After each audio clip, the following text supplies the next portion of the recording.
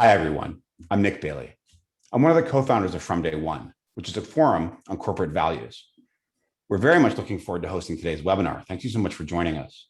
Before I do that, though, I wanted to share something special that we have for attendees of today's webinar.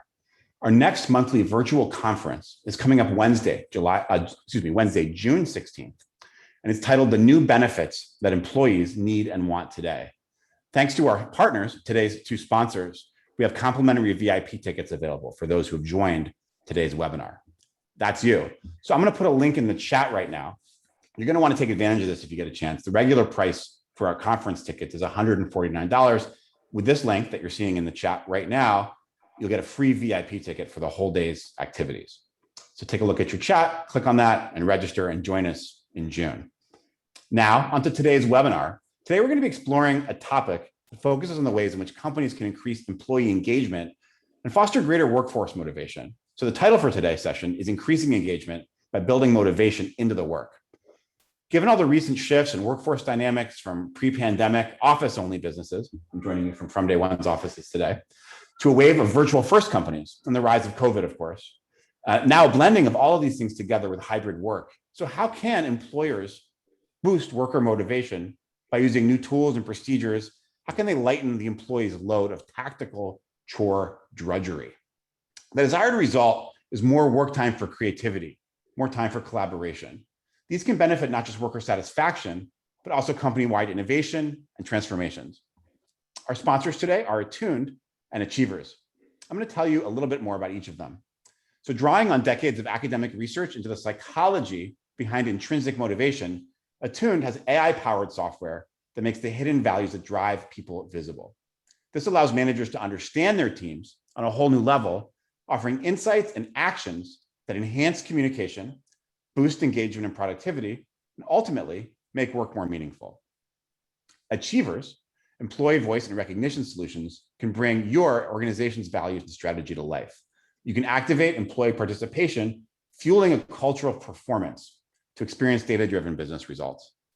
Now, a few quick logistical items for today. Today's webinar is being recorded. You might have heard the recording in progress as you joined. So it'll be available on demand soon after the event. You can look out for an email that comes about 24 hours from now that'll have the link.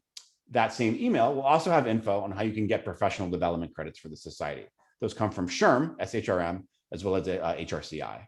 Finally, you can look out for a written account of this conversation. That happens on our website, which is fromday1.co, FROMDAYONE.co. That's usually about a week from now. So 1 hour from now, we are going to have a Q&A session. You can submit your questions anytime, including right now at any point in the webinar. Just click that Q&A button. It's right at the bottom of your screen, and you can submit questions. Around the top of the hour, we'll start addressing those and posing those to the panel. So when you think of something, drop it into the Q&A. And lastly, I'd like to introduce our moderator of distinction, Lydia Dishman. She's a contributing editor for Fast Company. She covers topics like tech and leadership. She's written for CBS, MoneyWatch, Fortune, Popular Science, and the New York Times, among many, many others. It's a frequent collaborator with From Day One. Lydia, thanks so much for hosting today, and over to you. Thank you so much, Nick, and thanks everyone for joining us today. This is a timely topic, especially since I believe that we are mostly all flying by the seat of our pants, trying to figure out what the next chapter of work is going to look like. And as Nick was saying, motivation is a funny thing. There's intrinsic, there's extrinsic. We've heard a lot of things recently about, gamifying motivation. And basically what it comes down to is that it's different for all of us.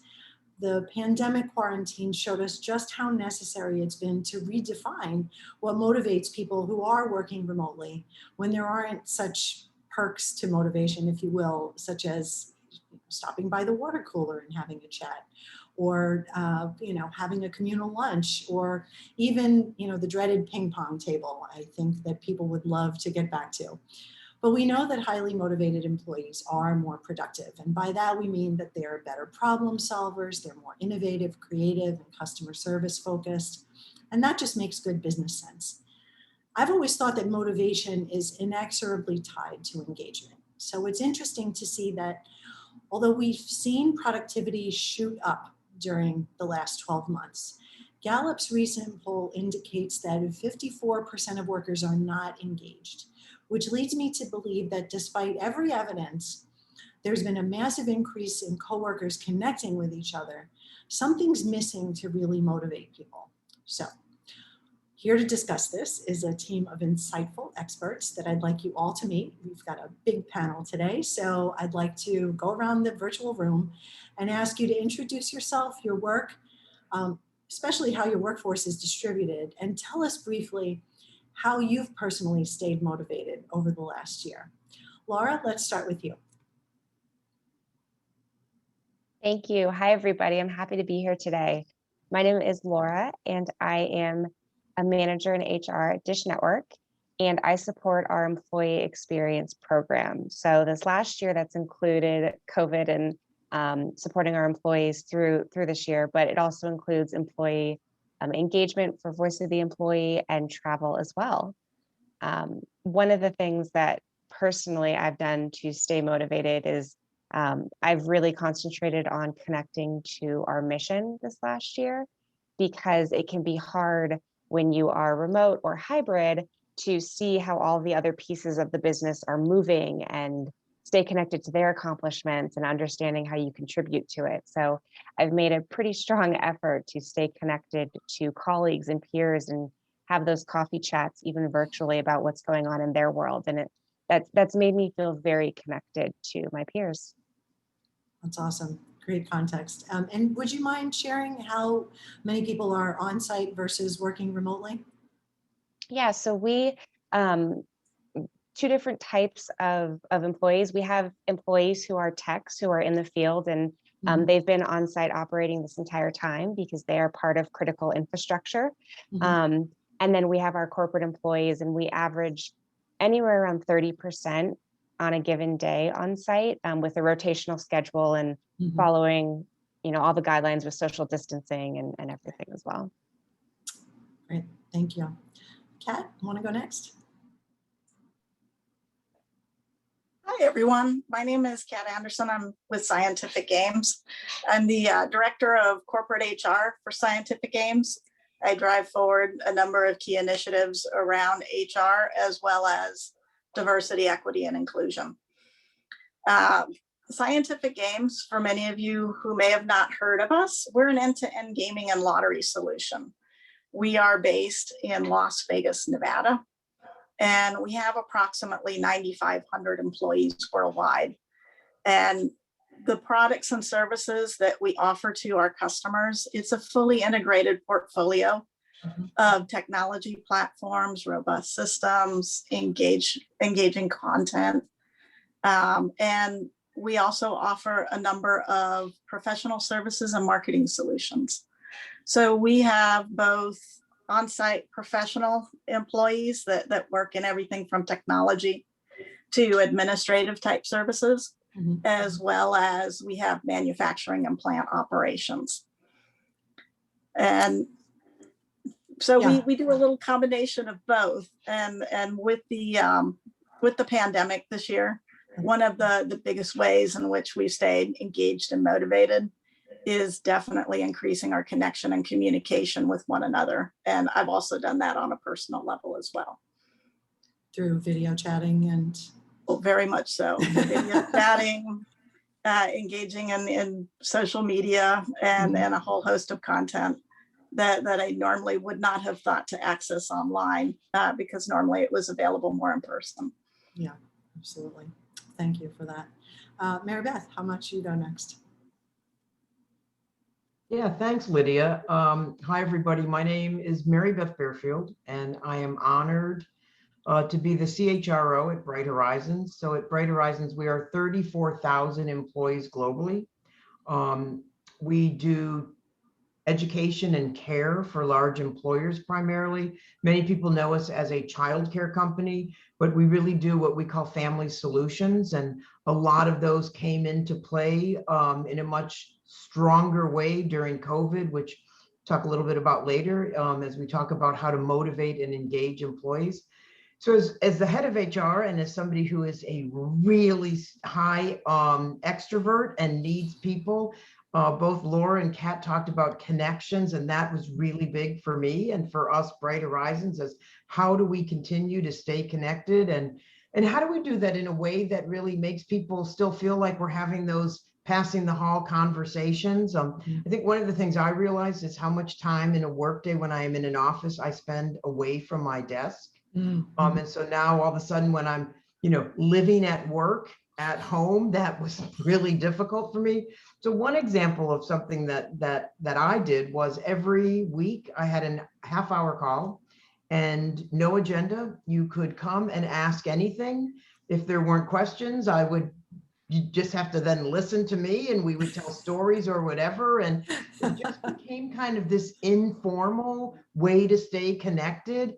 And it was interesting because there were people I learned more about that I would not have learned about if I had been in the office. So people who may have been more introverted, who now felt safer in this kind of platform. But I think, look, it was all about how do we keep people motivated, engaged, and connected. And I think we still have a ways to go. As we start to transition back into the offices in some ways, this is still going to continue to be key. I like that. It was like office hours with Professor Mary Beth coming in, asking her anything. Diana, how about you go next? Hi, hello everybody. My name is Diana Joffrey and I'm based in Mexico City. I work for Colgate-Palmolive. We have two sites in Mexico, the biggest plant for the Colgate world. So they have been working full nonstop since the beginning of the pandemic, and the site in Mexico City where we're still in home office. So I will say that this has been very exciting times for HR. So that keeps me motivated every day. We have reinvented everything we do, the way we engage with people, the way we communicate. And I think at the end of the day, I will say that even though it's been tough, we have been able to reach more people at in a very small space of time and engage the families. I think that that's very important, at least in Latin America. It's very important how we engage with the family. And just to give you an example, the Christmas party, for example, we did it all virtually, but we managed to involve the kids, the grandparents, and everybody was taking pictures and sending it to our hashtag. So again, I think as everybody has said, engaging and communicating with people has been very important and will continue to be important, especially in informal gatherings. Well, my hat is off to you for saying that these are exciting times. It's just, that's a great way to put it. We have to motivate ourselves. Absolutely. Windsor, how about you go next? Thanks, Lydia. Hi, everyone. I'm Windsor Giblin. I work for Richemont. It's a luxury group. We have about 30,000 people that work for us worldwide. Here in the United States, we actually just integrated Latin America during COVID, which was quite exciting. So now we're actually Richemont Americas, which is exciting for our group. I've been in Dallas for 3 years. Before that, I worked for Richemont in our New York office, supporting one of our maisons. And my role here is really supporting the operations. So I support all of distribution and logistics, international trade, all of our e-commerce, and our watchmakers. So something that a lot of people don't realize is that people still make watches. Sometimes I have that question, and yes, there's a person behind it, not a machine. So it's quite an exciting experience for my employees, because I have 3 very different sites. Mm-hmm. I have artisans, I have people that talk on the phone all day, and then I have people that are picking and packing boxes. So the way that we engage them and motivate them, kind of what Lydia said with intrinsic motivation, is quite different for all of my employees. And something that kept things a little bit more interesting this year is that they were all considered essential businesses, and we didn't close any of our sites. So making sure that I was there for everyone, as I was kind of combating COVID awareness myself, getting our people motivated and feeling important and special, and most importantly cared for during, a very hard time was my #1 goal and priority. I know, Lydia, something you asked us to share is, how we motivated ourselves. And I have to say, I think the first few weeks, you kind of just forget about yourself personally, and you have to dig yourself into work and try to make sure that you get that satisfaction from helping others, and then kind of intrinsically. It helps you figure things out for yourself. I think motivation this year was especially difficult, not only with COVID, but kind of compounded with, George Floyd's death and all the aftermath with social injustice. So I think, finding a way to maneuver both of those things at the same time and keep people motivated was especially difficult, but hopefully we can share some of those things with you today. Yeah, I'd love to. I want to dig into that more. I'd love to hear more about that. I feel like I've heard a number of HR leaders say that they've also taken on the hat of chief counselor for their workforce, because anytime an ear was needed, that was usually the first person that people would go to. So in addition to juggling all of your other responsibilities, that was yet another thing. Last but not least, Casey. Hi, I'm Casey. I'm the founder of Attuned. So we create intrinsic motivation software. So to help kind of busy teams and busy managers understand each other more deeply at the core level, so you can have better communication, mutual understanding, and ultimately leading to like psychological safety and better productivity. So actually with data, I know my intrinsic motivation. So my top two are competition and autonomy. So maybe similar to Diana, I had plenty to keep me motivated on the competition front. Like, how do we navigate this? How do we survive and not only do that, but try to thrive as an organization through that? So plenty to keep my intrinsic motivation going on that point. We're based here in Tokyo. We're headquartered here. We have 70 people all over the globe, so a bit smaller, or quite a bit smaller than everybody else on the panel. We are remote first. So we approach it that way, but we still do have a subset of about 10% that want to go to the office every day and are actually going to the office every day. So remote first, but kind of hybrid. And how do we balance those is still something that we're trying to figure out as well. No one has the answers, but Casey, I want to actually ask you a question in terms of trends. What are you seeing in terms of the way people are communicating with each other, your client base in particular? Like, has there been any data that would indicate that there's any shift in the way people communicate? Are they like, is that part of the motivation puzzle to crack? Absolutely. Like, so we actually have data, kind of global data of tens of thousands of people before COVID, during COVID, and kind of late COVID. And one of the biggest shifts is like rationality, people's desire for kind of logic and actual data and clarity from their manager and organization was the most dramatic shift. So we saw like across thousands and thousands of people, that shifted by 10%. Like it went way up. So people, because, right, you're living in an VUCA world, there's so much uncertainty. Are your base level, Maslow's hierarchy of needs going to be met? You want to understand, and you want that communication. So we saw that. I think we also, as people went remote and you didn't get these water cooler chats, right? And you didn't kind of get those passive communication or do management by walking around. People had to be more explicit about it. And then also to understand that people aren't motivated by the same things, and how do we understand people as an individual? So we saw that trend a lot as well. What I think has been really interesting is that some organizations have shared, over the course of the last few webinars that we've done, this idea that leadership was communicating with the workforce in a radically different way than they had done before. Sometimes people would have like these massive, corporate events or retreats, and, there'd be a lot of rah-rah, and, the CEO would come bounding out. And now, obviously, we can't do that. And so I'm just wondering, this is a question for the rest of you, how your leadership is communicating to the workforce, what ways or tools they're using to do that. And has there been any shift away? Because one of the trends that has just been bubbling up is that CEOs doing podcasts to disseminate to the workforce. Laura, do you want to take this one first? Yeah, we found that you really need to take the time to structure in those communications, because it can be easy to get in the flow of your workday, right? We all saw that Zoom fatigue happened at one point because you just sit down at your desk at 8 a.m. and then suddenly it's 5:30. Yes. And so it was really important to structure it. And We did a few different things. Every Friday, our CEO and our head of HR do a video that's meant for everybody. And they bring on different people, but it's a way for information to get spread and be interactive.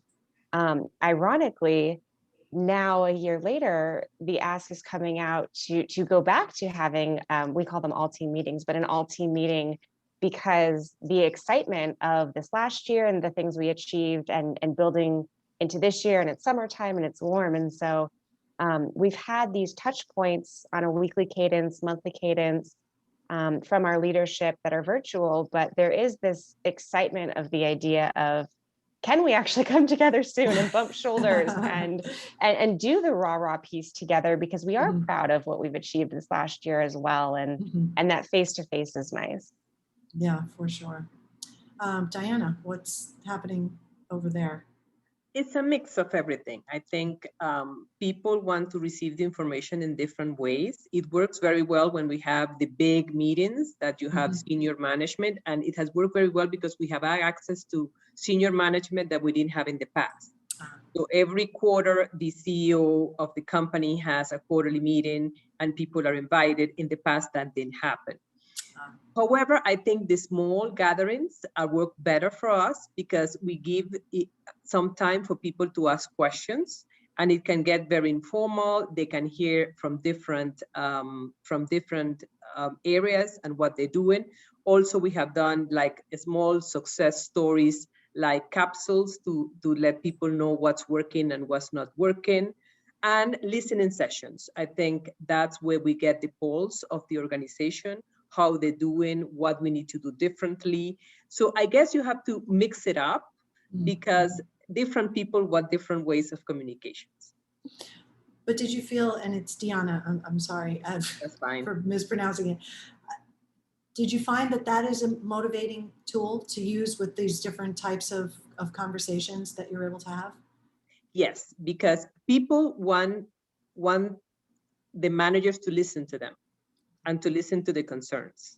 So especially in the listening sessions, it's very open. You don't have, it's like an open agenda, like Maribeth was saying. So they can ask any questions, they can raise any concerns they have.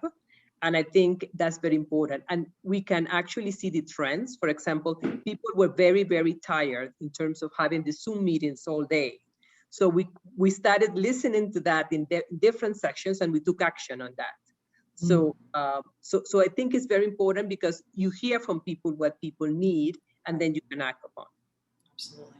Maribeth? I have a little bit of background noise, so I hope you guys can't hear that. Again, it's one of those living at work things. But That's so Bright Horizons, we were a company with those big events, the big leadership conference. You know, we kind of prided ourselves, and as leaders, we would do things that I've never done in the other companies I've worked for, like lead in a marching band and just things that really helped our employees feel connected and feel engaged and motivated, and kind of that, if I can stand in front of a crowd of 1,500 and sing, hopefully I become more approachable, and all that stopped. And our employees really felt the loss of that. And so we've tried, you try to do things online. We try to have, we're having our awards of excellence ceremony. That's where you vote other nominate, I shouldn't say vote. We nominate employees, and we're trying to figure out, how do you do that online, so that everyone feels connected. Now, the good news is everyone can attend because no one has to travel. No one has to, we have that. But then how do you make it, that fun, and that's what we are really struggling. Do we send something to every employee's home that they open up during the meeting? How do we keep people feeling our culture and feeling as though we're all in this together? We've done fun things also during like Christmas and that, where senior leaders will do silly gift wrapping of really odd objects and things like that. But it's just, people still need to have fun, and they still need to feel engaged and like we're all still in this together. I have to say, and I won't mention the name of the technology for, But I went to a meeting the other day and it was all, HR people. And after they had this technology that allowed you to break up into small 1 and 2 groups and network. Because we all know going to these conferences and stuff, you miss the networking, and this, you truly could kind of take your picture and scroll over to somebody else and network with them. And I thought, well, that's a way to connect. But yeah, we do miss those big events, and I'm not sure, I don't think we'll see those in 2021 and possibly not even in 2022 yet. Kat, are you seeing some of the same thing, that these meetings are ways to sort of supplant the rah-rah type big get-togethers? So for us, interestingly enough, having to go virtual, I think has brought the company together even more so than we were before.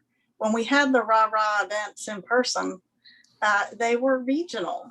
And so groups didn't come together and the information wasn't as centralized. And so when the pandemic hit, we had to change our communication process markedly. And so we did go to the virtual quarterly town halls, but in order to make them engaging and fun, we opened up the opportunity for comments. We encouraged questions.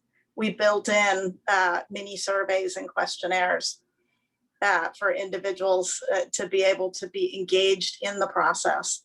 We also opened up coffee chats.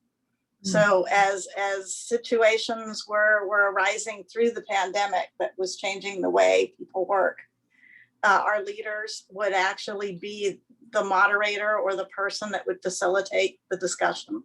And it would be groups of 10 to 12. We would essentially create as many as we had people who signed up.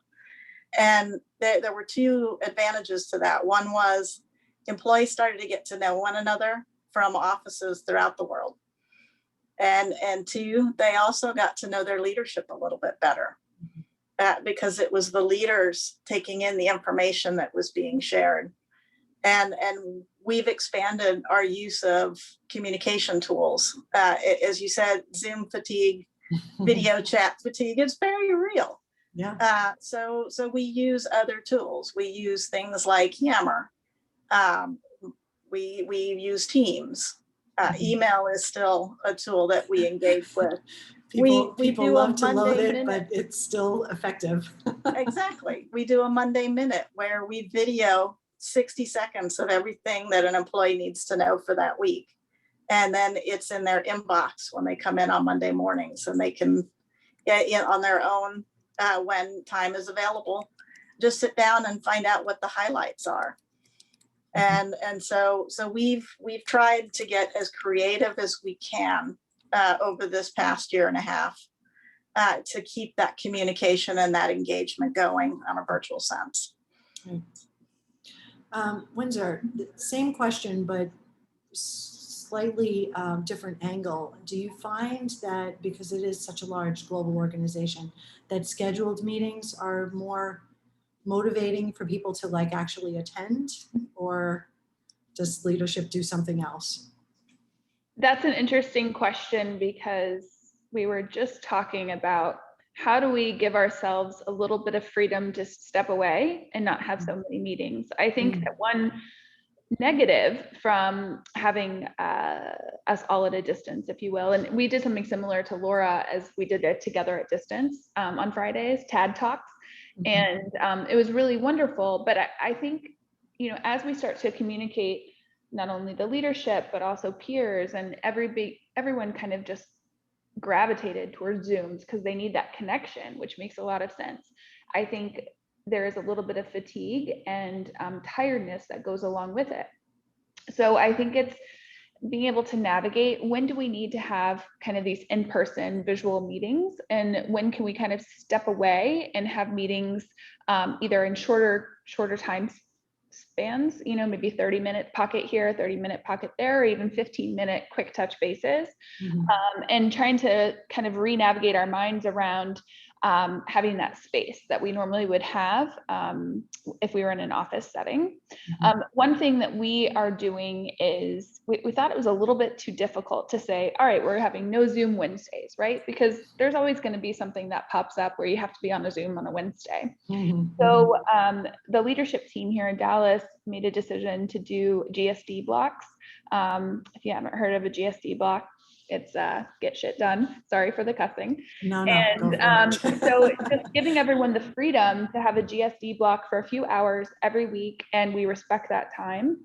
And that way you can feel like you can be present and really available for your teams outside of that block during the week for either in-person meetings, Zoom meetings, or whatever you need to do. Does that answer your question? Yes, absolutely. Absolutely. We're at the half-hour mark, so we have to take a quick break and flip it over to Nick briefly. Hi, everyone. I just wanted to remind anyone that joined our webinar in midstream, maybe didn't catch the opening, that this is increasing engagement by building motivation into the work. And our sponsors today are Attuned and Achievers. One quick reminder is you can submit your questions at any time. We will answer as many questions as we can during the Q&A session. So at the bottom of your screen, look for the Q&A button, get your questions in now, so you'll have a chance for Lydia to pose those to the panel at the top of the hour. And as another reminder, thanks to those sponsors, we have an opportunity for you to get a free comp ticket to our June virtual conference. And I'll throw that link into the chat right now. Thanks again, and back to you, Lydia. Thank you. Okay, I have so many questions. But I promise, audience, that you will get your turn to ask as many as you like. We'll get it to as many as we can between 3 and 3:30. In the meantime, I'm thinking about professional development because I feel like, when we're talking about motivation, there's certainly a segment, if you will, of the workforce that is very motivated by how they can move up the ladder in their workplace or move out of that workplace and go to another one and just keep growing in their career. So Casey, I want to come to you first in this just to provide a little context about where professional development falls in the motivation spectrum and how important or not important it's been over this last year. So basically, like using kind of a tuned vocabulary and the 11 intrinsic motivations that we have, we put it under progress, right? So this is where you're driven to learn and driven to progress in your career, just as you talked about. We've seen very little change in terms of how COVID has affected that. And when we're talking about intrinsic motivation, like really what it is it's goal hierarchy. So this is what people are prioritizing as their goals. And this is, if they're misprioritizing, they're choosing a workplace or a job that doesn't match their values and the goal kind of hierarchy that they have, that's when they tend to be unhappy, type of thing like that. Or when the organization is not understanding their own personal goal hierarchy, that's where they tend to be unhappy, type of thing like that.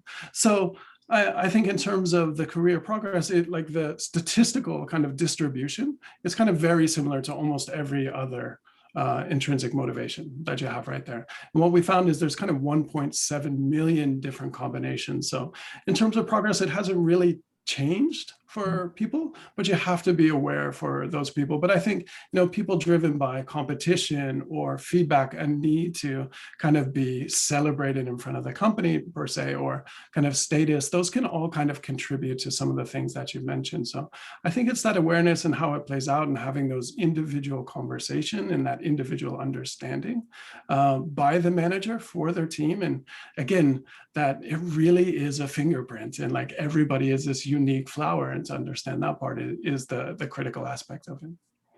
Well, and I think that it has to have been harder this year to figure out who in the organization was ready to be upskilled, reskilled, developed professionally in different ways. So I would like all of you to chime in on this. Windsor, you wanted to add something? Yeah, I think this year was really interesting from a budget standpoint too, to kind of reallocate funds where the business needed it. And one thing that we did is we looked at, all of the fun extracurricular things that we do, whether it's food in the pantry or maybe a summer picnic or even the holiday party. I loved your idea, Deanna, of sending packages to people's home and having fun things that you could do via Zoom. One of the decisions that we made was to invest it in learning and development. And I think you have, when you think about engagement, it's always linked to culture for me, and so you have that one side of like trust, transparency, all those things in the culture that are important. But I think the investment in people and letting them know that they're still important, even though things are different, is really crucial to not only retaining them during the pandemic, but also making sure that they feel invested in because things are different. And so what we did is we were able to kind of curate individualized trainings through our LMS system for, kind of our junior level employees, and then have a larger investment in some of our managers who really had to be the forefront of, the question and helping people navigate what this new pandemic lifestyle was going to be. So at each of my sites, we were able to take some budget and have external coaching companies come in and create something very curated for those leadership teams. And it was a really wonderful opportunity to kind of move, that budget around and make it impactful for this year. I'm glad you mentioned the word investing, because I think that especially when you're thinking about the uncertainty of the last year, and especially those leaders who have been perhaps more risk averse or not always willing to invest, just enough to kind of keep the wheels turning and not fall off the bus, but not going the extra mile. But again, I want to add, get each of your takes here. So Laura, did Dish invest in its employees, and how did you all do that? Yeah, we one of the projects last year that one of my team members led, and then a peer in another team, was this idea of defining opportunity and reinforcing what that definition is. And it's a piece of it's what Casey touched on, but identifying that as an organization and a corporation, our commitment to our employees is this idea of opportunity. And that can look like so many different things to an employee. And part of that conversation is helping to teach managers and people leaders how to identify that in their employee and how to have that conversation. And then once you've identified it, how to then deliver on those as well. And so last year, we had a pretty large project related to going through the steps of identifying and helping to facilitate those conversations and teaching our people leaders how to deliver meaningfully to their team members and employees as well. Because it really can be so many different things that resonate with an employee and how they define opportunity for themselves as well. Yeah, and I have to believe that Casey's clapping. A lot of times the development portion of the investment goes to the high posts, as they are so affectionately called. But then some people get left behind, not because they're not solid workers, but just because they're not the most obvious person to invest in. Kat, what are you seeing? So for us, it's a little bit of a flux period. A lot of our training and development opportunities were primarily in person and on site.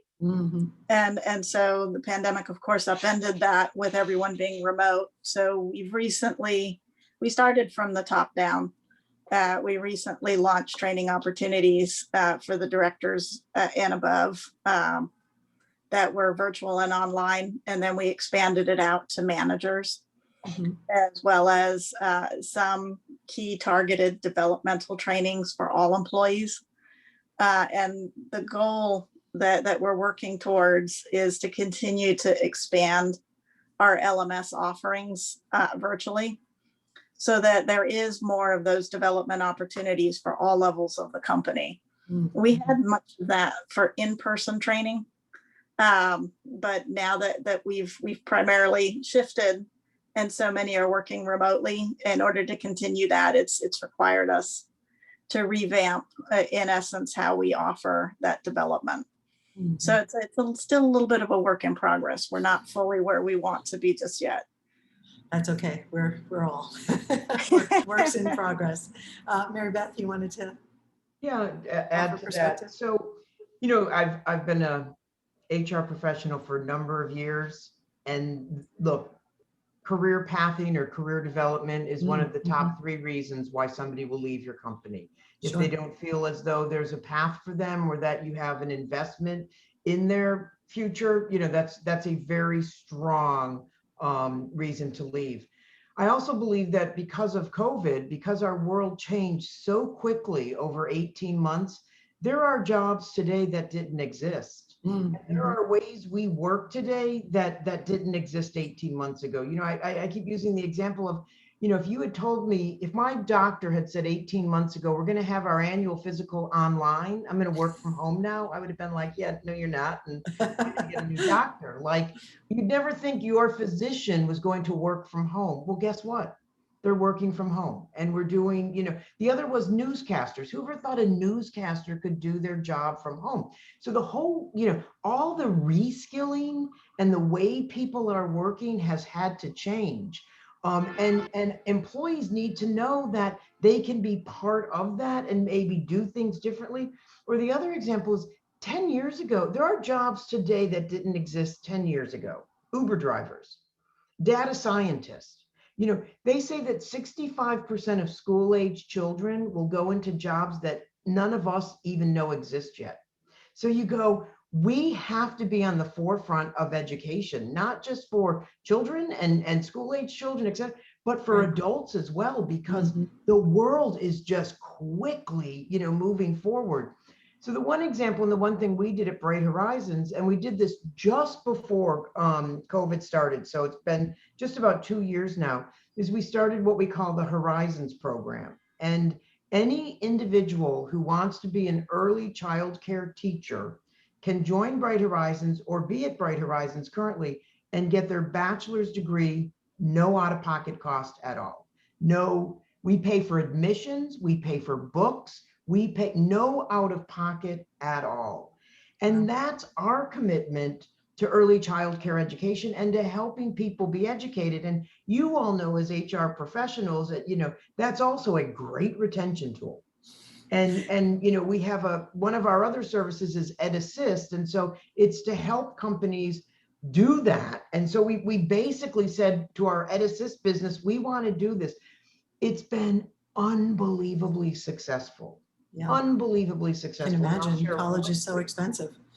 One quick story. I went into one of our centers and met this young woman. She said, Mary Beth, I just need to say to you, I never thought in my life I would be a college student. No one in my family ever went to college. She said, I got my GED, so high school really wasn't. She said, I'm now enrolled in college. And she said, not only that, but through the employee assistance program, I'm paying for a laptop, $10 a paycheck, and I now have my own laptop. And she said, those 2 things have changed the course of my life. And her commitment to her employer is also pretty strong. But more than that, it's her life track, her career path has truly been impacted. And that's what it's all about. Yeah, absolutely. I mean, what bigger investment is there than picking up the tab for the college education, which is, even at a state school, we know, very expensive. So anyway, last but not least, Deanna. We have spent a lot of time working on digital transformation and digital education, not only for the commercial area, but for all the areas, for HR, for supply chain, for IT.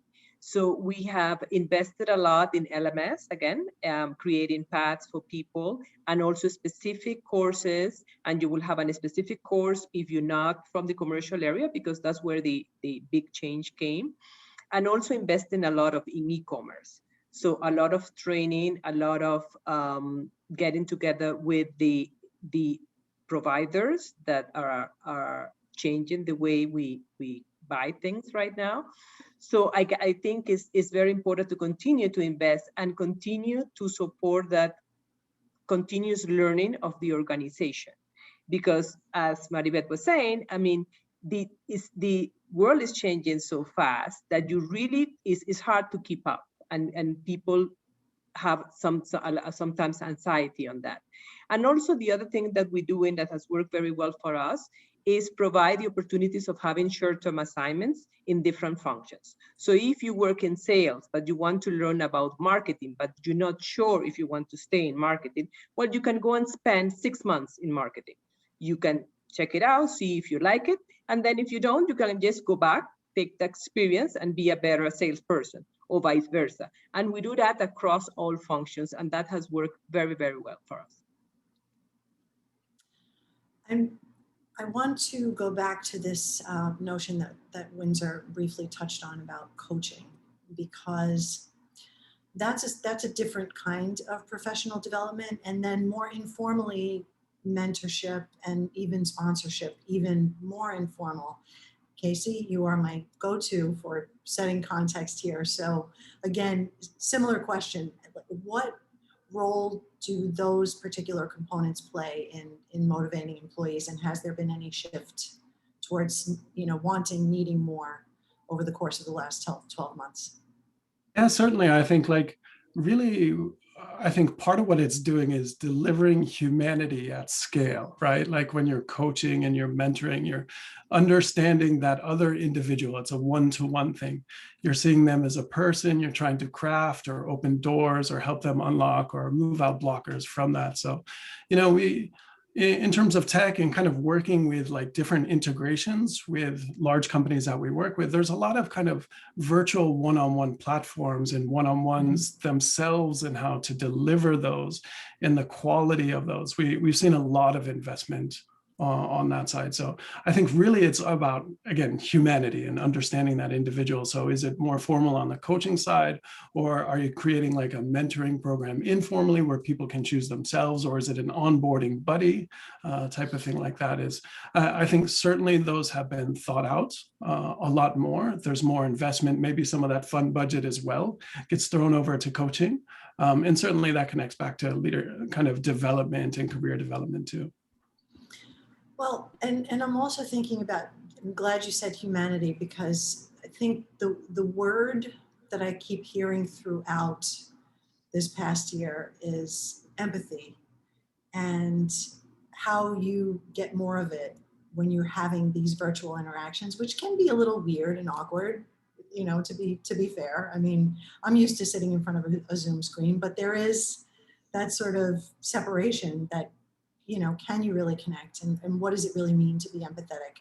And so have any of your organizations implemented training for soft skills versus what you need to actually do the work, which obviously those things go hand in hand. Anybody want to take that one on? Soft skill training? Go ahead, Laura. Windsor, go ahead. Oh, sorry.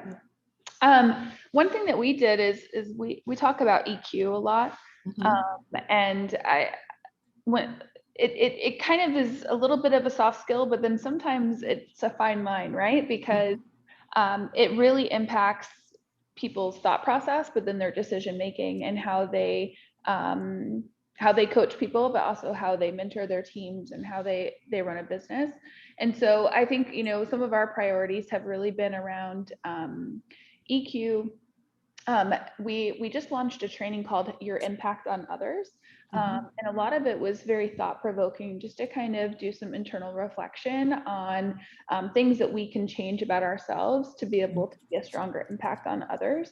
And I think because of this new Zoom world that we're in, and I have a fine line of, I work from home a few days, but I really go into the office a lot. It's finding those small little conversation starters where you can kind of learn what motivates someone, what keeps them engaged, and then be able to impact them based on what you find out in those little tidbits of conversations. And that's how we've made a lot of business decisions too, through focus groups, through coffee and chats, like some of you had mentioned, and being able to find ways to kind of engage everyone and what those impacts could possibly be. So we do have a mentorship program as well, like you mentioned, and it's something that was homegrown.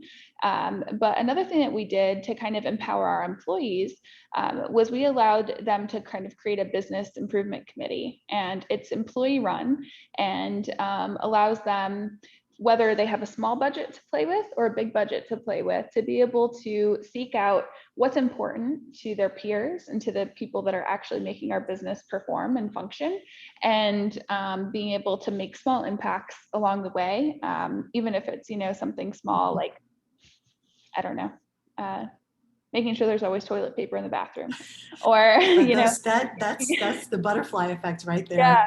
Or making sure you have flags up for Pride Month, all the things that we're talking about right now. I mean, it's those little things that are really important in the workplace, and those impacts that are soft skills for managers, but big impacts. Yeah, absolutely. Laura, you wanted to add something? Yeah, we launched a program that was directed at people leaders, so managers, senior managers, and directors who had been in role. And so re-engaging on just the foundation and fundamentals of being a people leader, and those skills and those things that you're committing to when you choose to take on the responsibility of leading others, as far as your delivery for them as well. And it was pretty great. I did it last summer, but you get to re-engage with people who are from other parts of the business as well, that are at similar places in their career. And again, they've been leading people for a while as well.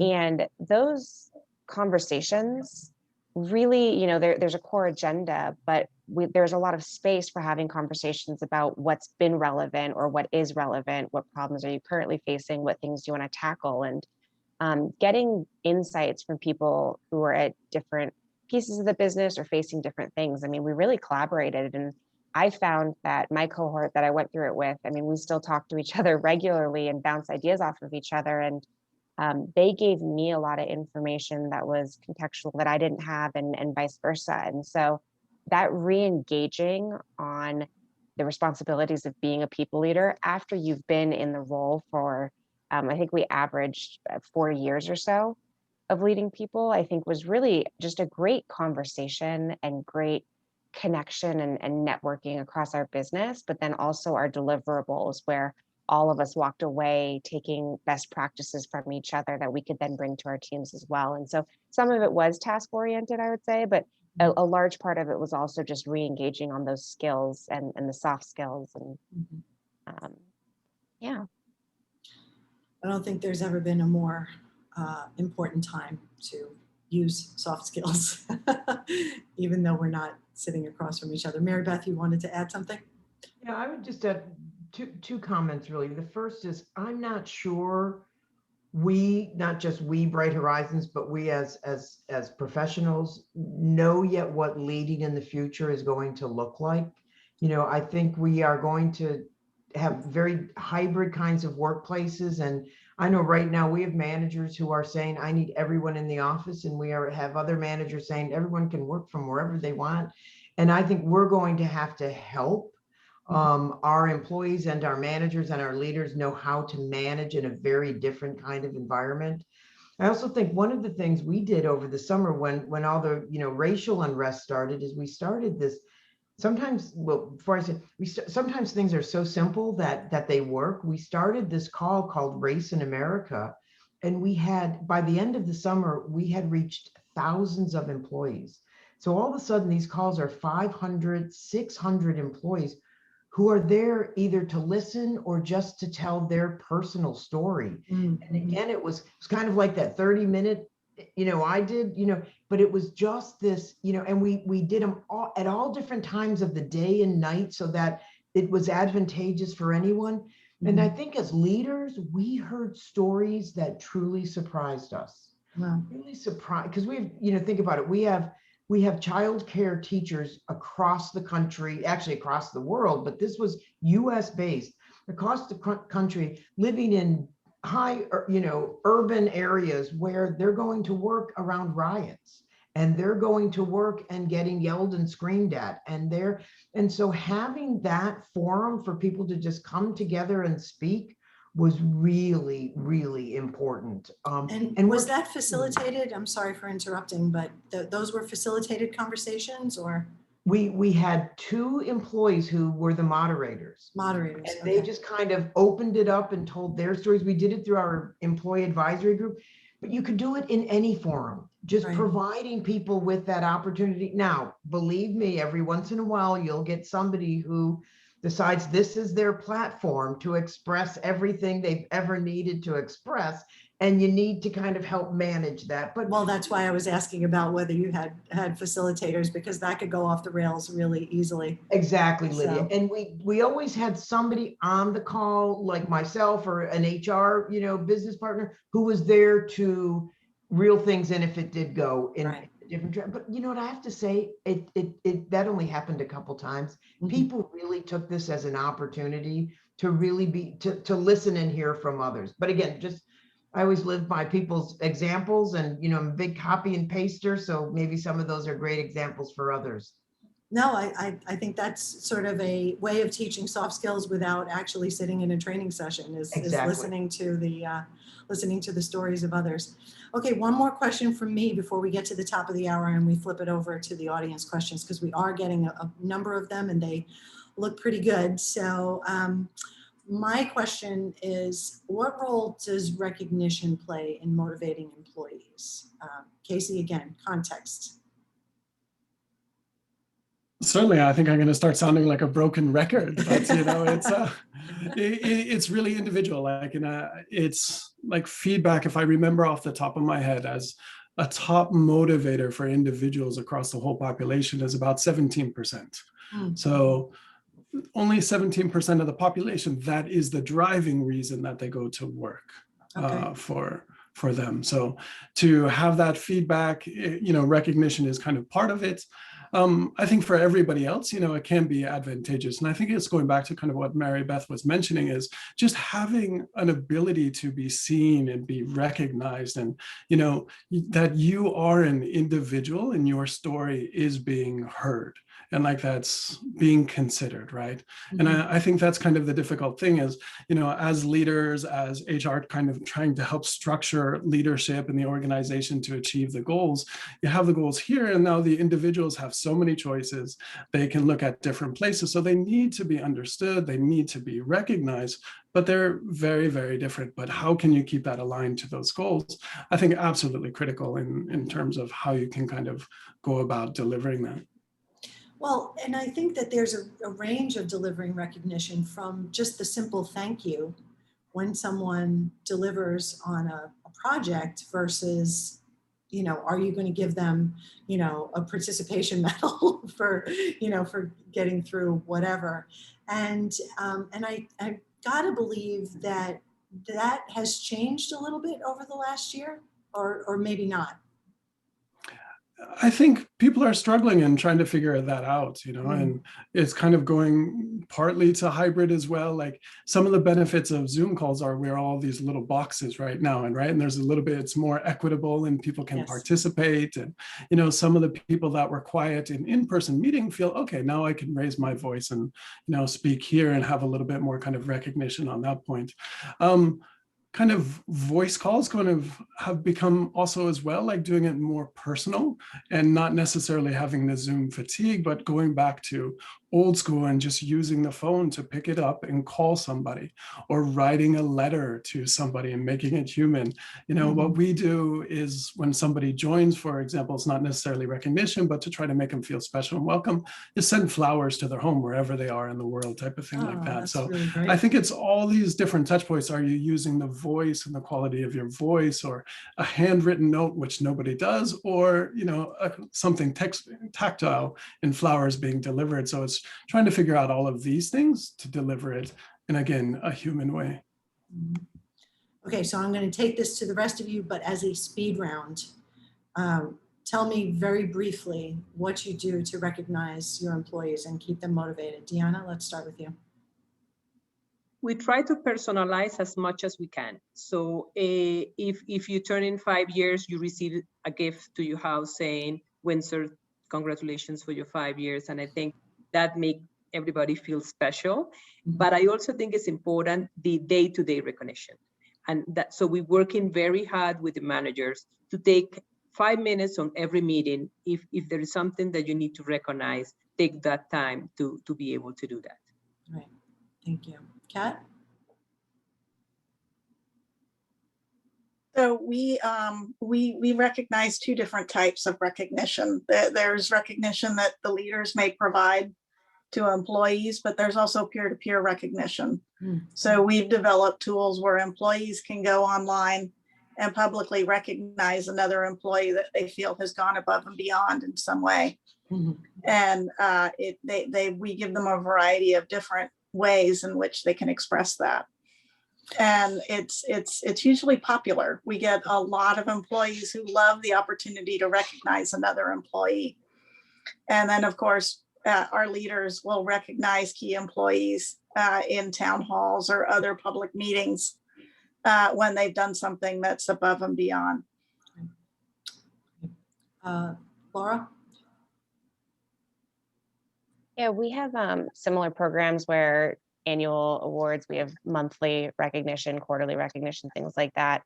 For me personally, I will say that one of the things that I do is I have a sticky note that reminds me for the recognition. It was a piece of feedback that we got last year that it was really important. And I will say I am somebody who ended up in back-to-back meetings for a lot of this last year. And that sticky note, it is a sticky note, it is what it is. But that was my helpful cue to just take a step back, and those little comments every day. I really do try to say that one-on-one, I look somebody in the eye and say, I appreciate you doing X. And oh, great. I felt like it's been meaningful. My team has seemed to express it's meaningful. I mean, you know, like I've got my 3 sticky notes of what I try to do a day.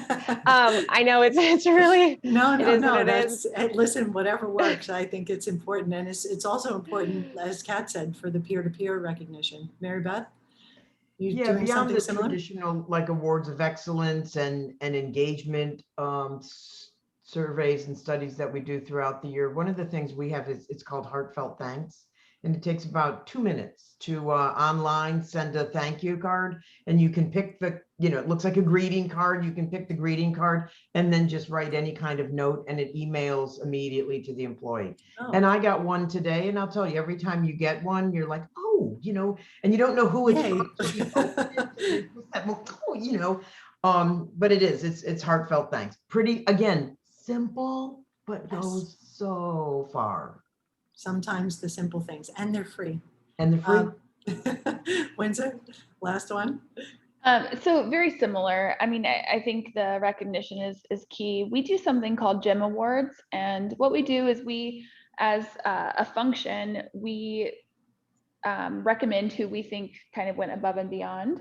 And then what we do as an organization is we have our top 2 people to vote on, and we let the entire organization choose for each function. And so it kind of gets, and there's a little story involved. And then we create a very nice dinner, and the CEO comes and takes them to dinner, basically. Nice. And that's something that has been really well received. And then, you know, from just like a team perspective, my team does daily shout outs, but it's a daily shout out during our weekly meeting. So we basically do a shout out for each other, something that the other person has done.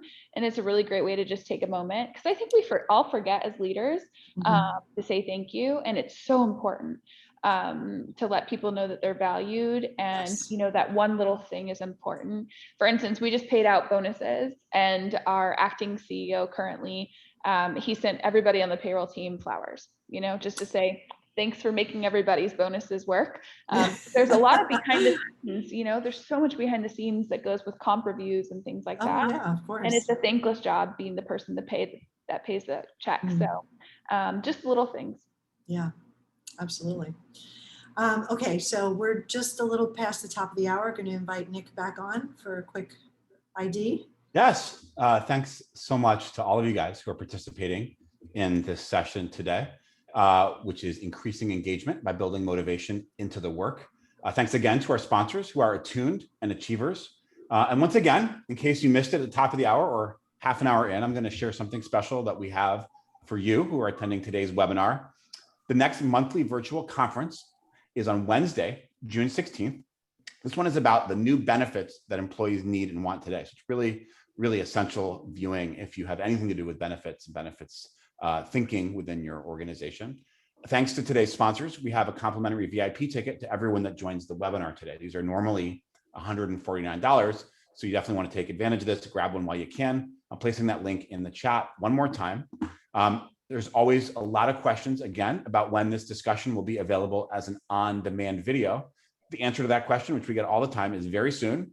That link will be in the email that you get tomorrow. And that email is also going to have your SHRM and HRCI PDC credit info and the numbers that you'll need for that. So with all that out of the way, we are going to be taking some questions from the audience. We have a few already, but if you have something that you're thinking of, just click the Q&A button at the bottom of your Zoom client, and Lydia will get to them right away. Lydia, back to you.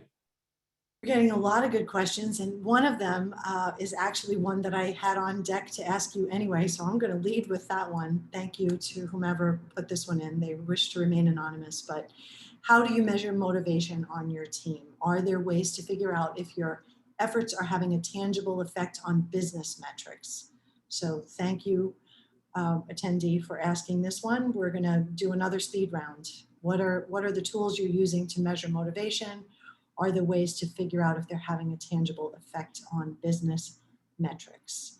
So, Deanna, start us off. We're doing poll surveys, and they are becoming more frequently, like every 2 months, so we can check specifically what's working and what's not, and also the listening sessions. We ask people what's happening, and if you see a theme that is coming up, then again, that's the area you should focus on. Okay. Windsor, measuring motivation, how does it have impact on business metrics? Measuring motivation. Sorry, I thought I was going to answer the same question. I'm like, I guess it's just a little bit different. I think we use culture engagement as well, and the one thing that someone told me one time is you always want to make sure that you use the same questions for your engagement surveys, because you can't measure how you've improved if you change around the engagement survey. So that's just one tip for you guys. But I think how you measure it is to make goals as a team, and if there's one target area, pick your 2 biggest target areas and then try to implement change through those things. And so you can do it through focus groups, you can do it through coffee and chats. You can actually assign a group to take different motivation factors. But I think it's really targeting the areas that come up on the engagement survey and making sure that you can kind of target your biggest things. But you also want to focus on your strengths. That's one thing that companies forget to do. You always target the bad things, but it's important to look at the things that scored really well and make sure that your business continues to work on those things and continue, good stuff too. Laura, measuring motivation, impact on business metrics. Yeah, we have annual surveys as well that we use, probably pretty similar to what everyone else is doing as well. And then we have pulse check-ins. So we actually, as an HR org, do a monthly kind of all HR discussion, and that includes feedback from our teams on what topics do they want to hear from our leadership about or are pressing. And then we also have a monthly meeting that's our managers, senior managers, and directors, and we talk about those topics as well. We do rely on feedback from our leaders to kind of present how their teams are doing and do pulse checks with their teams as well throughout the course of the week. So weekly check-ins and daily stand-ups. We're a pretty big daily stand-up organization because we've gone remote and hybrid. So. Okay. Kat, you're also doing pulse surveys? So we're doing a lot of the same or very similar. Okay. One key area though that I would add is we continuously celebrate the successes and communicate to employees when we see things that they really like or feel are going well, as well as communicating the areas that we may change, retweak, improve, or do differently based on suggestions and feedback through our surveys as well. Okay, and Mary Beth. Yeah, it's a great question. And I can say that we do our engagement survey, we do pulse surveys. I'm not sure we've ever really taken those results and looked at them over, you know, our business results and said, oh, at times of high engagement, we had high ROI. I'm not sure we've ever really looked at that. And I want to believe, you know, for years we kind of had our own homemade engagement survey, and now we're using Qualtrics, which has just amazing ability to look at all kinds of other factors and bring them in together. And it's a great question. I mean, there has to be a way to say a highly engaged workforce creates amazing. We all want to believe that. Right. And I think it makes sense that it would, but I'm not sure I could give you the numbers or the data. And I think back to Casey's original comment when we started this webinar, data has become really important. And I think as the more we've stepped away from the workplace, the more we need things like data to kind of validate all that we're doing. But it's a great question. And I don't think we are doing that. I think we want to believe it, but I'm not sure we could say, you know, yes, there is a correlation. Casey? Yeah, I think the whole panel has highlighted the challenge of it. So I think there's three kind of main challenges. How do you connect that high engagement, high motivation does impact the business result? And is there a direct link? There is research that shows we all feel it, we believe it, but how can you justify that in terms of, okay, I want to go in this part? I think the second big challenge is how do you show progress in motivation, right? To increase somebody's motivation, you've got to change a behavior or you've got to change a system, right? So that takes a while to implement. And how can you show, okay, a manager who's busy and has so many other things that I've started to, you know, motivate this employee, are they just smiling on that Zoom call or that call that you're having with them type of thing, or are they truly motivated? And then I think that goes to kind of one of the main topics for today is it's individual motivation.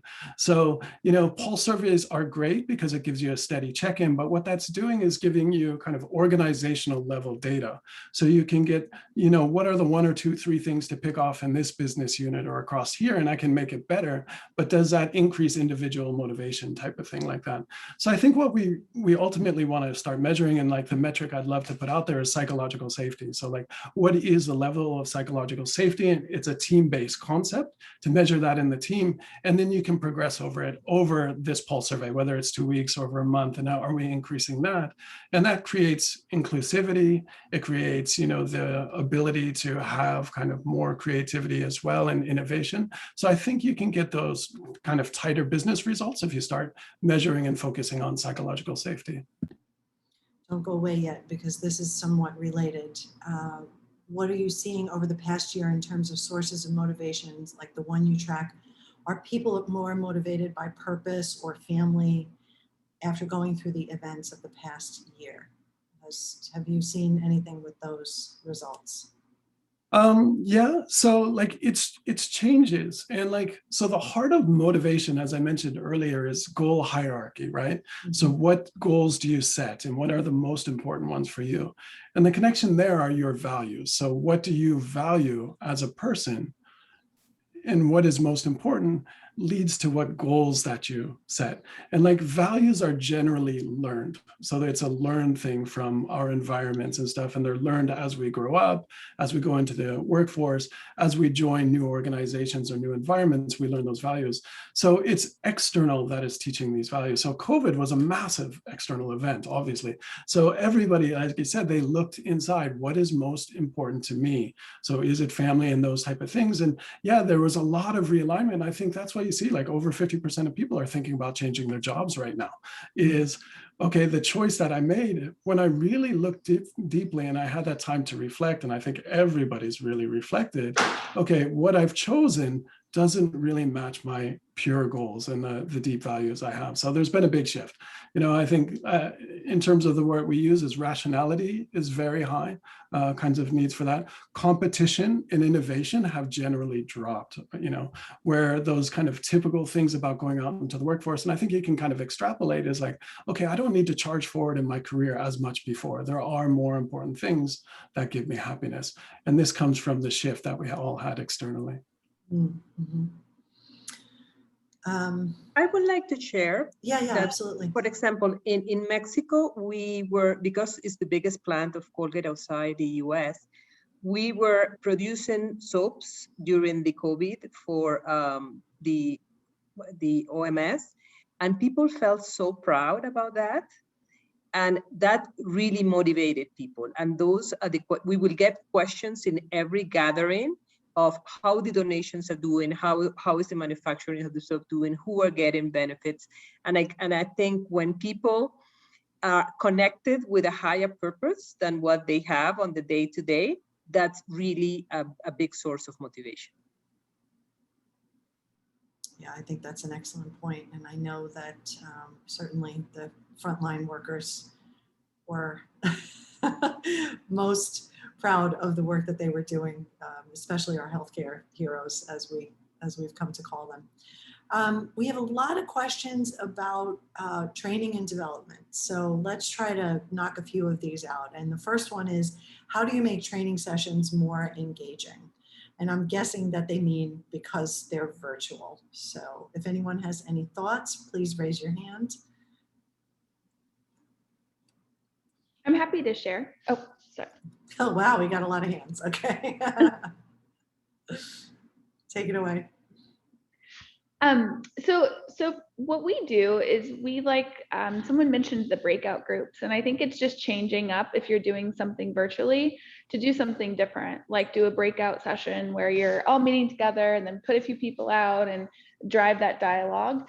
I also think it's having different people facilitate too.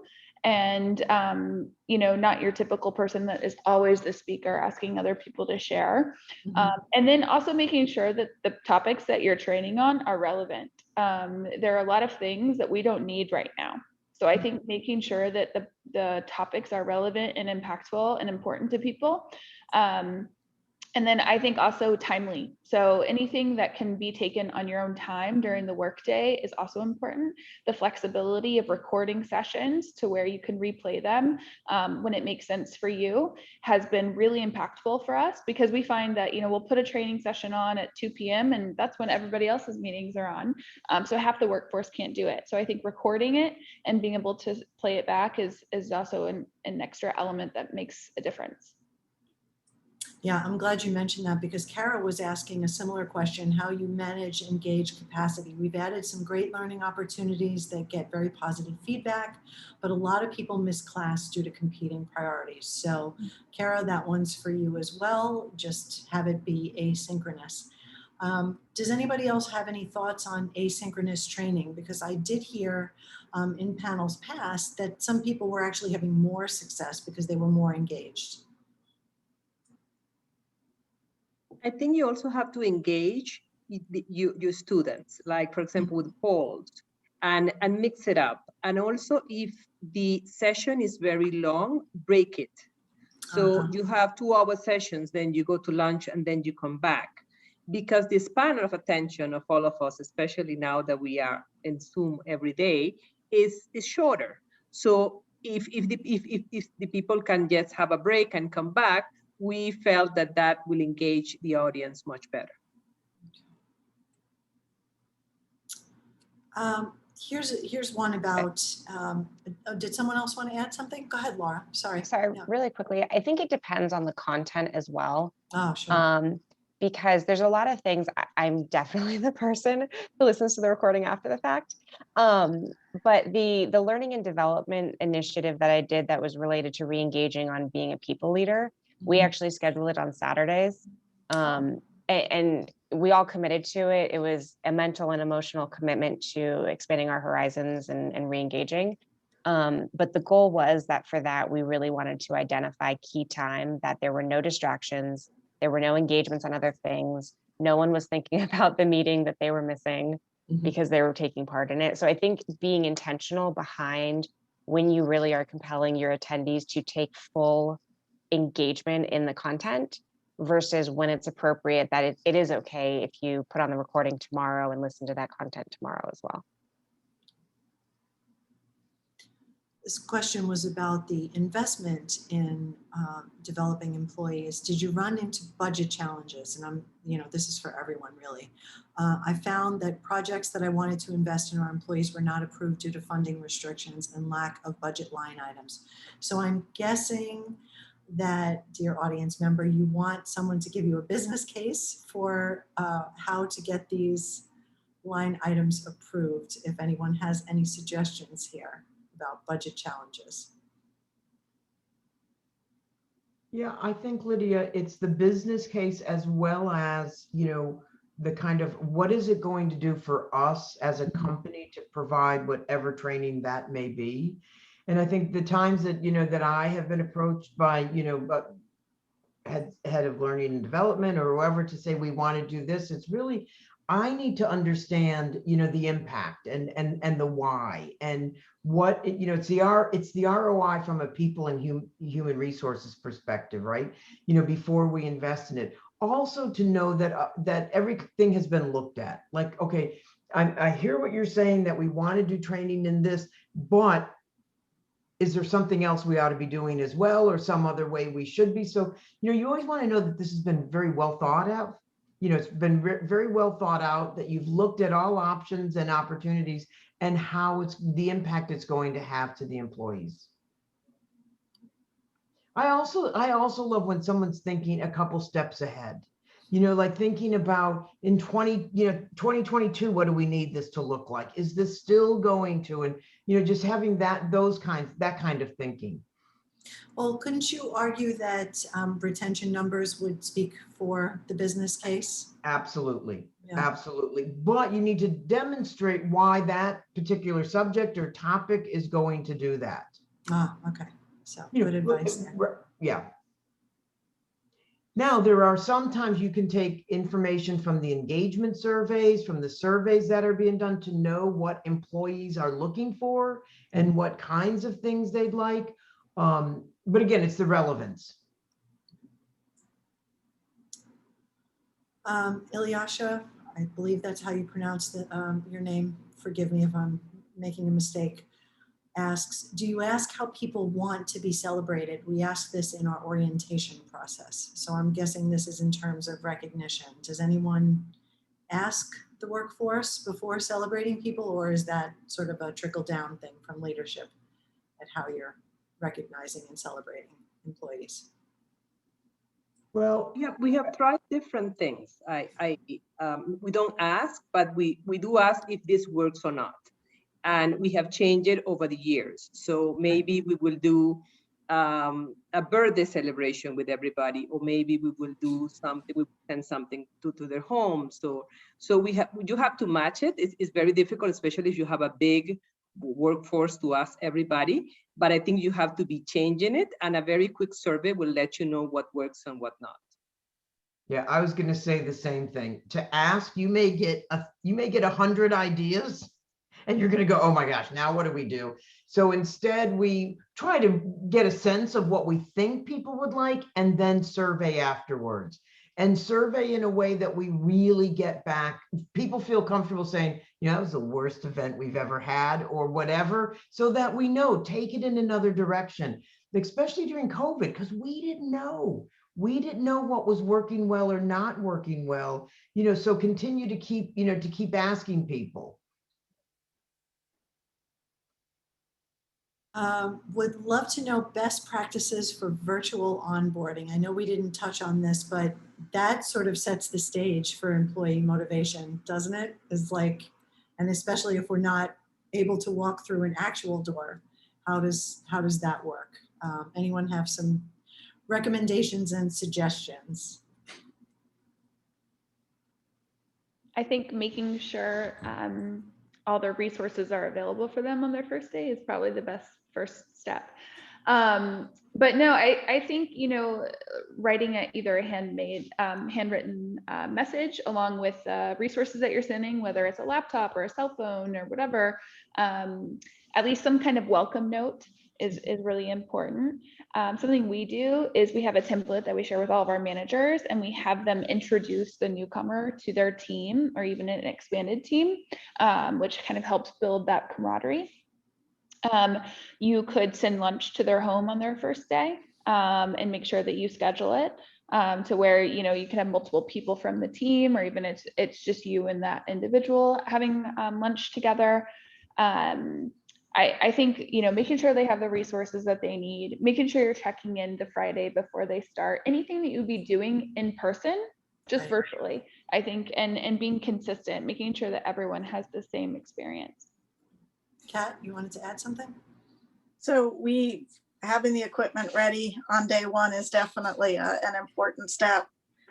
We also encourage the leaders to make sure that they schedule group meetings with the teams, assign a virtual buddy, if you will, within the team that can help answer any questions or help them essentially become comfortable with their team and their new job.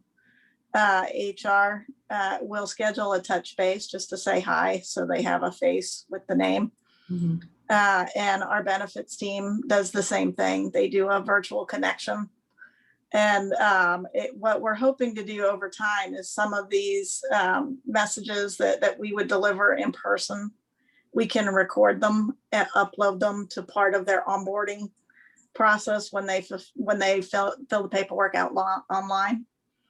But in the absence of that right now, we're still trying to do it via webinar or in-person office through that first week. And then usually about a month into it, I'll reach out and check in with that employee just to kind of see if there's anything remaining that they're not sure of, they'd like to know more about, and be sure that they feel a sense of connection. Yeah. It's got to be difficult. Like, you sort of took for granted all these years that you could learn by osmosis in that first week. But Laura, you wanted to add some best practices there?